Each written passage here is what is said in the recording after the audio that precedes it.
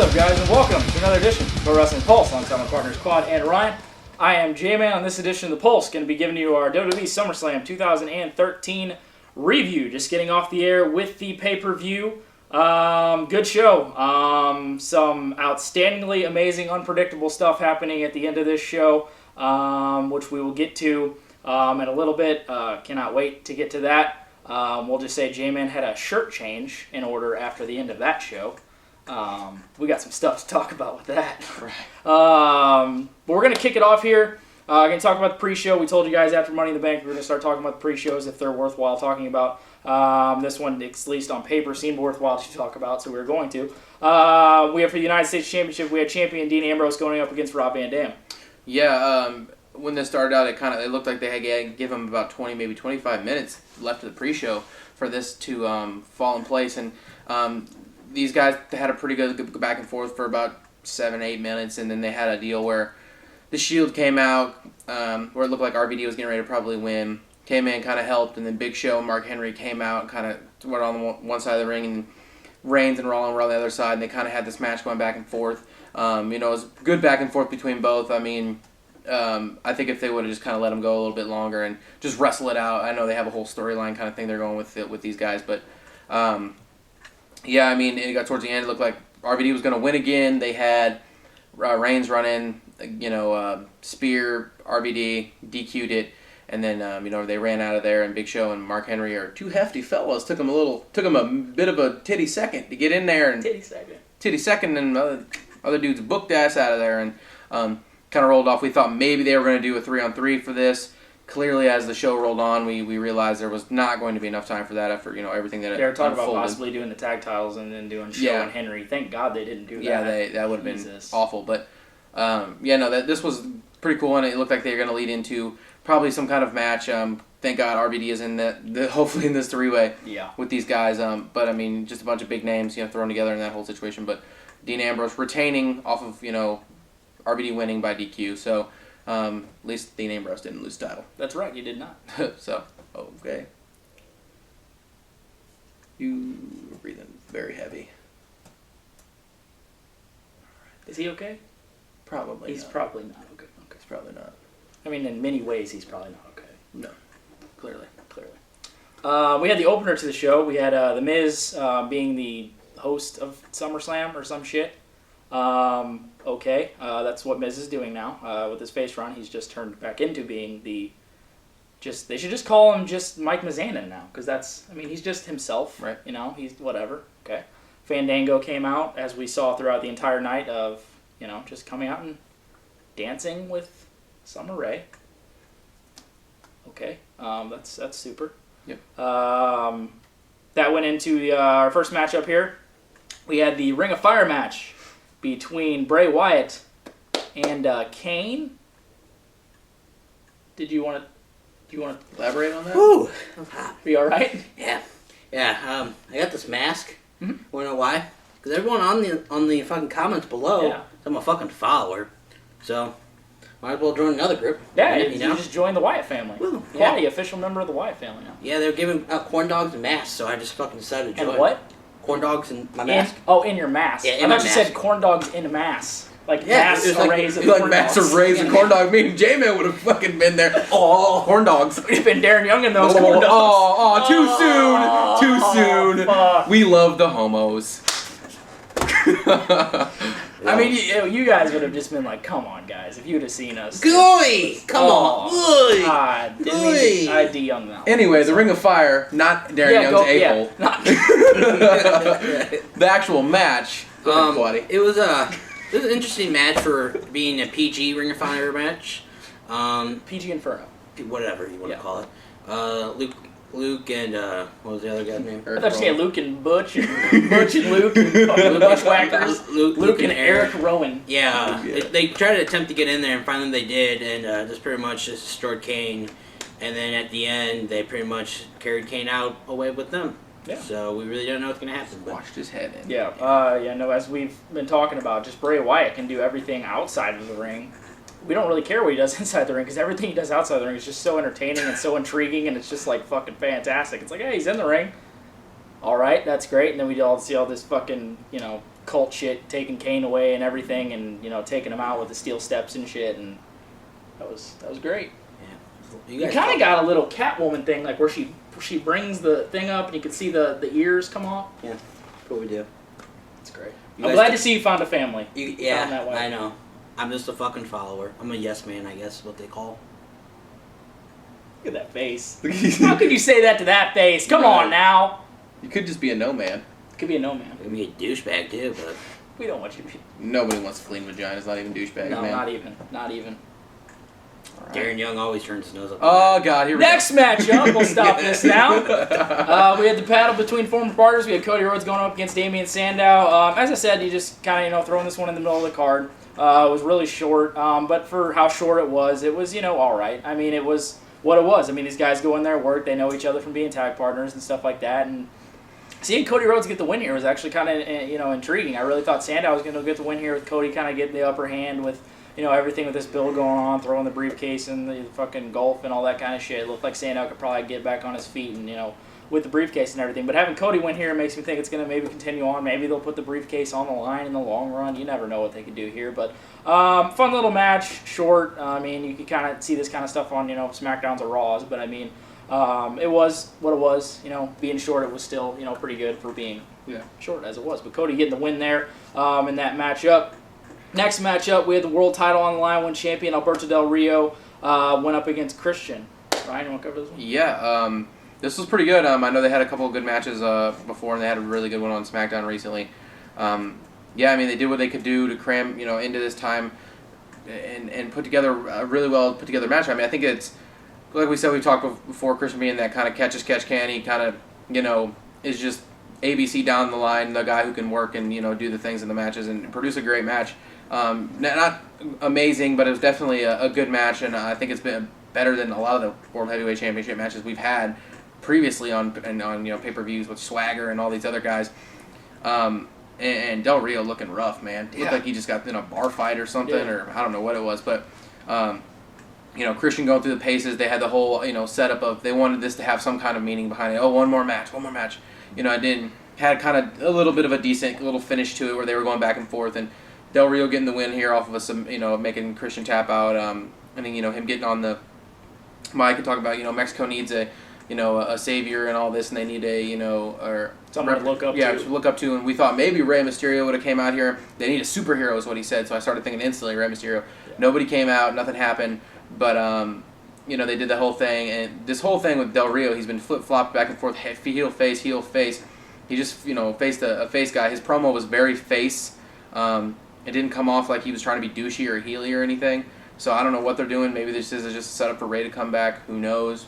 But overall, this match was pretty good, and it was definitely a solid World Heavyweight title match, better than what we usually get out of these matches. Del Rio as champion has been very stale, and I just think it's not really him. I think it's just it's just the world title in general. Yeah, it's just being overshadowed with everything that's going on. Yeah. You can throw guys in here with Del Rio, and he can just have whatever matches, but it's always going to be overshadowed. He's never going to get enough time. Never going to get this, blah, blah, blah. But, it's just kind of somber. It's not very great. But this match itself, I thought, was very solid for the World Heavyweight title match. Yeah, I would agree with that. It's like you said, I mean, we're getting a lot of great people in there for, going up again and having great matches. We had Dolph and Del Rio have a lot of great matches, but it does get overshadowed. And it's just the world title in general usually ends up getting overshadowed because it's really meaningless, and it has been for a really long time. But going back to the point about how he needs, Mexico needs all this kind of stuff, having Lillian do the announcing and all the Spanish, having even JBL talk about how he's the greatest, Mexican export or WWE has ever had too. So I mean, it could be a signs of maybe a Rey Mysterio Del Rio feud in the long run if Rey comes back pretty soon, which would be some great stuff. Obviously, they could put on some outstanding matches, and maybe Rey can reinvigorate that maybe world title situation with how much the crowd loves Rey Mysterio and all that kind of stuff. It goes without saying as a Christian of how ABC he is, but he always just provides a really consistently just well put together matchup, and that's what we got here with Del Rio. Del Rio looking great as well, and Del Rio still your world heavyweight champion in that matchup there. Next matchup we had Natalya and Brie Bella. Natalya with the Funkadactyls, and Brie, I don't really care. Natalya won that matchup there with I believe the sharpshooter, correct? Yeah. Okay. Next matchup we're going to talk about. We have the no disqualification match. We have the Best versus the Beast. We have the Best in the World CM Punk versus the Beast Incarnate, Brock Lesnar. This was some great stuff. Really enjoyed this match. Everything to be involved with it, in the ring, out of the ring, everything with Heyman.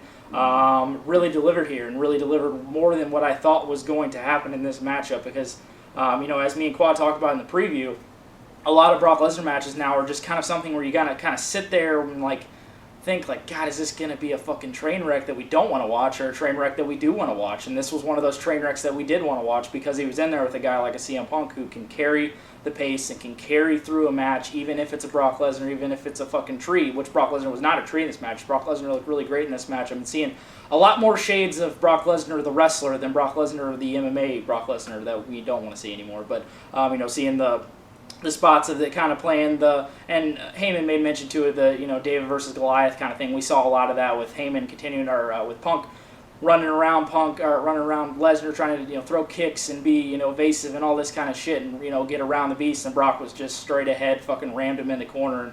And we talked about how that really got over well, and just how you had the perfect personalities of who they were. Punk being the overall wrestler that he is, and Brock just being the fucking brute force that he is, just perfectly meshed here. We had the variations of the finishers, or the variations of the submissions that were countered and everything. We had Brock picking Punk up and doing the powerbomb spots. All that kind of stuff was all great to see. We had the outside interaction, making this no disqualification kind of at the last second here with some really brutal spots outside. Remember that spot that Punk did jumping out, where Brock just basically held this steel chair just right in front of his face, and Punk just landed right on top of it.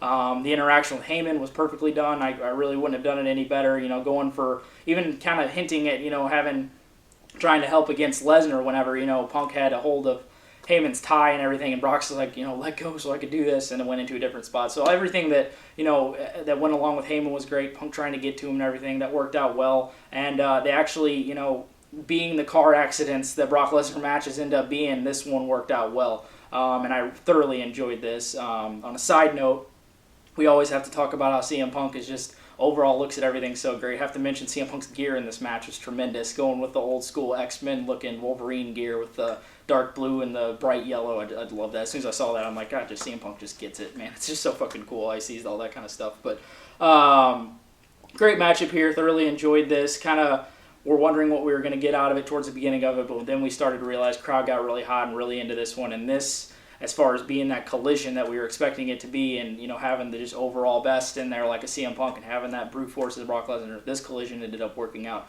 tremendously, and a really solid matchup here between CM Punk and Brock Lesnar. And Brock Lesnar, unfortunately, would like to see Punk get the win in this one as going on forward. Don't know where this could progress to, but Brock Lesnar getting the win off that F5 onto that steel chair, which is a pretty sick spot. But Brock getting this one in this no DQ matchup, solid stuff here. Yeah, I don't want to sound like the yes man, but I kind of agree with J-Man on this. Just the beast versus the best. You could just tell Punk was carrying Brock Lesnar on his back during this whole thing. Brock had a bunch of good matches, or good spots in this stuff, and he had good matches back in the beginning of his career, and you could tell that it was coming back to he's finally getting his head on straight and realizing this is wrestling, not MMA.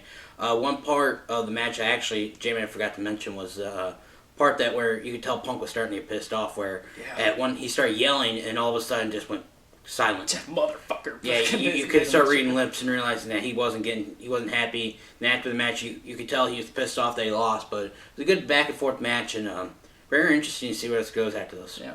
Yeah, this was great, and they exactly like that, car collision type thing that we talked about. How you either want to see it or you don't. Other than his match he had against Cena right after Mania last year, or whatever. This one is the right up there with the second best match Lesnar's had since he's been back, and they put a lot of effort into this, a lot of storytelling with Heyman being in there, a lot of different spots and different things going on, them being thrown around all over the place. He pretty much named off all the spots. They gave this quite a bit of time. They ran through a lot of the paces, and I think this pretty much, I think it has to continue. I mean, I don't know if I see Lesnar continuing with this feud. Maybe he feuds with Axel. I don't know if I want to see that or not, but I don't know how they're going to keep Lesnar around to do some more stuff with him. Maybe they do like a cage match or something. They always got to throw more gimmicks on these style of matches with Lesnar nowadays. He go in there and can't have himself a regular wrestling match anymore. But overall, definitely one of the main reasons to watch this show is this match right here. Is definitely a great match. Second best match on the show, which means there's another match that was better, and this was a damn good match. So yeah, I mean, Lesnar getting the win here. Yeah, good stuff there with CM Punk and Brock Lesnar. Next matchup, we had the mixed tag match with Dolph Ziggler and Caitlyn against Biggie Langston and AJ Lee. Dolph and Caitlyn won. I believe we said Dolph got it just clean. Dolph got the clean pin on Ziggy. Biggie Langston. I mean, just a short little filler match kind of. Yeah, and as we talked about in the preview, just a waste of Dolph Ziggler. He could have had a Dolph Ziggler matchup on this card that would have shined somewhere else besides being shoved in this shit. But Dolph and Caitlyn getting the win in that mixed tag match there. Next matchup, we had the main event for the WWE Championship with special referee Triple H. We'll be mentioning that name again here in a minute. We had champion John Cena going up against Daniel Bryan. As we've talked about for this entire build, we talked about this in a topic show a couple months back. Talked about this thoroughly through all the videos leading up to this. Definitely talked about in the preview, and we have talked about this match for years and years of possibility of this match possibly happening with the just polar opposites of Daniel Bryan just completely destroying and just running the indie scene for years and years, and have a John Cena be that prototypical company guy, the prototypical WWE guy, the poster child of WWE for as long as he has been like that. We've just imagined something like that match ever going down with the polar opposites like that. We've seen it with Punk and Cena before, but it has a different kind of twist to it whenever you throw Daniel Bryan and a John Cena there, because it really meets that complete opposite ends of the spectrum there. And they definitely did that here. This is fully delivered on top of everything that they added on at the end, which we'll get here. Just outstanding throughout the entire pace of this. So we've talked about so many times about how when John Cena is in there with a guy that can carry him through a match, it always works out well because John Cena brings that big match feel and that big moment to a match. And you throw Daniel Bryan in there, and he's not bringing anything but performance and amazing in-ring ability. And John Cena went through the paces perfectly with him. We cannot take anything away from John Cena. He looked outstanding in this matchup with the transitions that they make in this matchup. I sit back and watch those, Cena and Punk matches, the numerous ones they've had so far. The transitions that they have in their matches are just flawless. Just they flow so well, and it's so thought out. And Ryan made the point about how obviously they're both dating the Bellas. They possibly talked about this match numerous times and the things that they could have done. And you've seen probably guys like in the past, like a Punk and Cena, really work things out about how they're polar different personalities and athletes and everything. So they pulled this off just flawlessly, and really the transitions I just love in these type matches. They just pull them off so well. Daniel Bryan he always was. Great performance here, and like I said, great performance from John Cena. And they really started to hint at the elbow injury that John Cena's had, and really I really don't know what to call it. It looks like a fucking tumor at the end of his arm. He had the arm fucking. Elbow pad. Elbow pad, there we go. Went over to the trainer on the side, kept talking about that. So we knew there were going to be hints at, obviously Bryan targeting that arm, which he always targets a body part in numerous matches. But definitely saw that there, numerous label lock attempts onto that. The great stuff, and we knew that was going to be great. But then we started to realize with this build and everything they've been doing with some other numerous people, that there might have been some shenanigans and stuff going on towards the end of that match.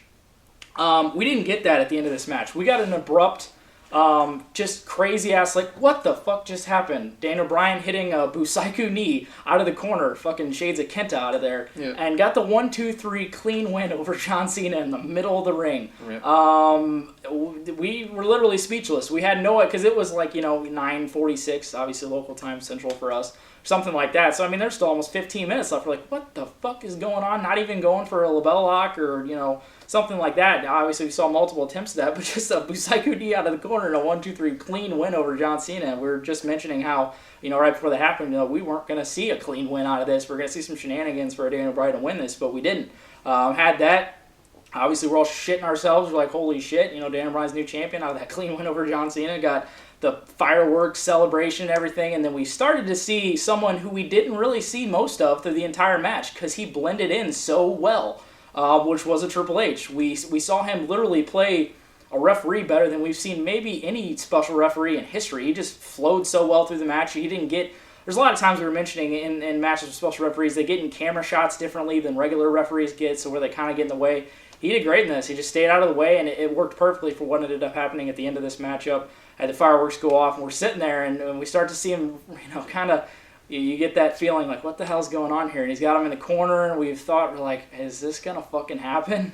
And having Randy Orton come out, go down to the ring, hold up the briefcase, turn around, and we slowly saw Triple H start to creep behind Daniel Bryan a little bit more, and we saw Triple H turn Daniel Bryan around, kick him, pedigree him, and we saw Randy Orton come in and get the 1-2-3 and cash in the Money in the Bank briefcase to become the new WWE champion. So, fucking insanity going on at the end of this matchup, coming down from Daniel Bryan winning the championship off a fucking Busaiku knee with a clean win over John Cena. That's enough to fucking go crazy about, because we never thought that would fucking happen. And then having this cash in, I hate to say it, but we talked about ideas of what was going on here, and this is one of the ideas that I thought of, just with how Triple H has been saying how Daniel Bryan can make a great champion. Vince was always saying, which I'm surprised Vince didn't come out in this, because it would have worked perfectly. Vince was saying Daniel Bryan wouldn't make a great champion, and Randy Orton's always been that kind of guy in the middle, where he's got ties to people that, you know, and love the character. He's got ties to being just that kind of corporate kind of guy too, but he's kind of right in the middle between a John Cena and kind of Daniel Bryan thing. He's not the John Cena side, he's definitely not the Daniel Bryan side, but he's right there in the middle as being that kind of guy, and has ties to, you know, Triple H as well, as you can see. But this was fucking tremendous. I love this angle. They needed to do something like this just to freshen things up. And last but fucking definitely not least, Randy Orton is heel. Let's all fucking round up a fucking applause to that one, because we haven't been waiting that for 3+ fucking years. It's been long overdue. And finally, like I've said time and time again, having Randy Orton as a heel changes your entire product, and they have changed their entire product with what this angle is probably going to do in the long run. They've been talking about a long overdrawn, you know, McMahon type angle or whatever, something with Vince and Tripp, maybe Steph thrown in there, and then adding in Randy Orton like this. It all flows together well, and everything goes. I mean, it's hard to forget about a Daniel Bryan and all that kind of stuff that's going on. This is going to benefit a Daniel Bryan in the long run, because this is going straight into a Randy Orton Daniel Bryan feud, whatever they do here, and whatever they kind of add in to this intriguing alliance that we've now kind of seen with the Triple H and Randy Orton, and, you know, screwing over a Daniel Bryan, and now Randy Orton obviously going towards this heel turn as your new WWE champion. Can't say I love it anymore. Love a Daniel Bryan. Would have been amazing to see him as WWE champion, but if this gets Randy Orton as heel, I'm telling you right now, it just changes the whole product, and that's what we're going to be seeing here, and I can't say enough about it, because this is what I've wanted for the longest time, because we finally have my Randy Orton back, and that's what I've wanted for so fucking long. Great to see this. Great matchup. Great unpredictable ending here, and Randy Orton, with help from Triple H, your new WWE champion. I'm kind of so-so on this right now. When I first watched it unfold, and watch people jump around like a little child. Dude, I'm sorry. I fucking love this. I'll give you that. I love it. When seeing Daniel Bryan win the match clean, we were all just like, okay, what happened? Yeah. And as this feud built up, and John Cena says he's not there, he's a wrestler, blah, blah, blah. And during this match, they started smacking each other as hard as they could. You could tell they were both balls to the wall into this match. And Daniel Bryan wins this match straight up. I would have been fine with that. Yeah. I would have been fine with walking away with that, having the replay of that, having Tripp raise his hand and end pay-per-view. But with SummerSlam, there's always some kind of angle that comes out of it. Yeah. No matter what part of this pay-per-view, and there really wasn't much that had us going looking to the future. You had the Brock Lesnar Punk stuff that was okay.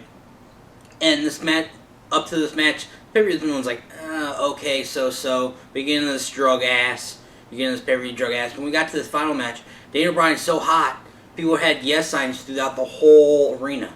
And then when Cena came in, usually it's a 50-50. It was almost 75 people that hated Cena. So you knew this match was going to be hot. And then when Daniel Bryan won it clean, that place just fucking erupted. And then when Randy came out, everyone's like, oh, what is he going to do? We were talking about how no one's going to cash in. And then he did cash in. I kind of agree with J-Man. Not to sound like another yes man, but I kind of agree with J-Man, and I kind of don't. I wish Daniel Bryan would have just kept the title, and we would have had the feud start tomorrow. Just start from there and let him go. But having Randy Orton as a heel always brings money to the company. And since John Cena's elbows, vagina is kind of bothering him, he's probably going to be out for a while. We need somebody new to take the reins. And I'm hoping to God they let Daniel Bryan take these reins and just go fucking nuts. Yeah. Because you have got fans like us, you have fans that don't know really who Daniel Bryan is. You have fans that knew who Bryan Danielson really is. So tomorrow's going to be answering a lot of questions. Yeah. And I'm hoping to continue going straight up and not to start sailing out like the world title. Yeah. This was phenomenal. This match was outstanding. It was so on pace to be up there with the Punk Cena match from Money in the Bank. I think it ended abruptly, which may have hurt it a bit. I don't think it hit that level with the Punk and the Cena one, but it's like literally right there. The quality of this match was absolutely outstanding. I saw where they were going with this. The cleanup win, the straight up clean win from Daniel Bryan was outstanding. That proved to me that they're willing to let John Cena lose, let a guy like Daniel Bryan straight up beat your top guy for 10 years, and let an indie guy just walk in there at one of your biggest pay-per-views and just let him win clean. Obviously, they had an angle planned. That's great. That was fantastic. I'm glad they did what they did for the setup at the end. Clearly, you already have Daniel Bryan, who is the biggest face in your company right now. There's no doubt in my mind. The crowd loves him. Super behind him. He's super hot. He's got major heat with the fans. Like, they love him. And then you have him getting screwed at the end here, which makes the fans want to be behind him even more.